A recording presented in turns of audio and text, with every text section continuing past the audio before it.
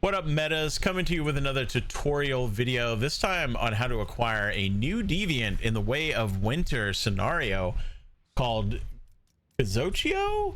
Something like that. I don't know how to say it correctly. But this is going to be an important deviant for world exploration and possibly also for base defense, because he does produce this item that allows you to shine a light on and dispel the shadows on creatures and objects.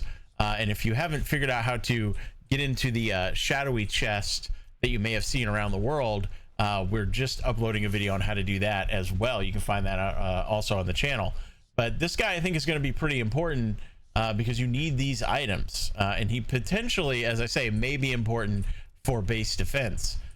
You acquire him through a story quest, side quest over here at Whalebone. You may have overlooked it because in the previous scenario a lot of the side quests weren't that important, but some of the side quests in this one are definitely going to be important. This is going to be one of them.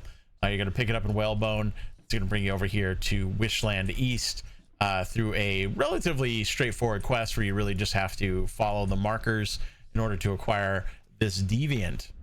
And he wants to be in a blue light.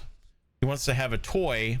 He wants flowers, and he wants electricity, in this case 5 watts, to be fed into him to create his ideal environment. So his asks are not too bad, but you may not need to keep him up all the time necessarily at full power, and to keep a huge stockpile of these items depending on how many of those little things exist in the world. So far I've only found like 2 or 3 of the shadowy little egg chest things that this would be used for, so I'm not sure how many we're going to end up needing and whether or not it'll become a huge part of the game. But you know, you may not need to supply him with all of his ones to keep him fully powered up if you don't want to, depending on, like, say how many of those you're going to end up needing.